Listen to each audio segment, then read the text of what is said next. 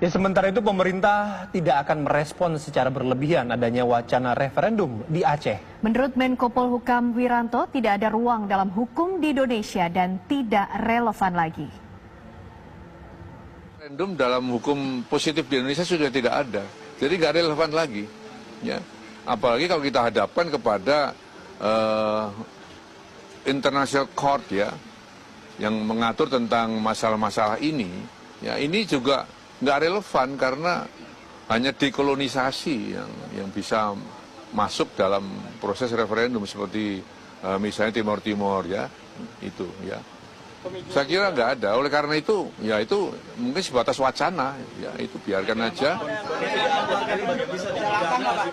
Pernyataan pribadi dari Muzakir Manaf atau gimana? Oh iya pasti nanti ya sekarang yang bersangkutan sedang tidak di Aceh ya sedang ke luar negeri nggak apa-apa nanti tentu ada proses-proses hukum untuk masalah ini.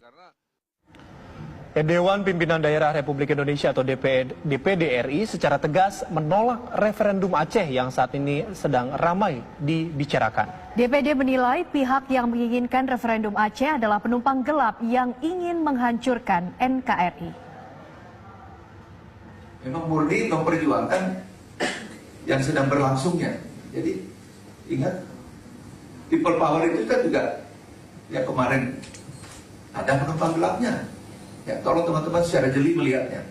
Karena selalu kalau ada gejolak konflik akan muncul penumpang-penumpang gelap dengan kepentingan-kepentingan justru bertentangan dengan apa yang terjadi. Ya. Jadi kita secara jeli ambil. Nanti kita lihat kan polisi sedang bekerja, aparat intelijen juga sedang bekerja, dan kita menunggu saja hasilnya. Hukum konstitusi kita sudah memagari itu semua.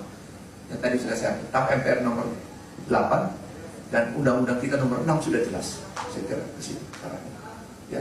Jadi kita arahnya ke sana saja. Kita negara hukum. Ya, jangan memberikan toleransi. Untuk negara tidak ada negosiasi. Saya ulangi, untuk negara tidak ada negosiasi.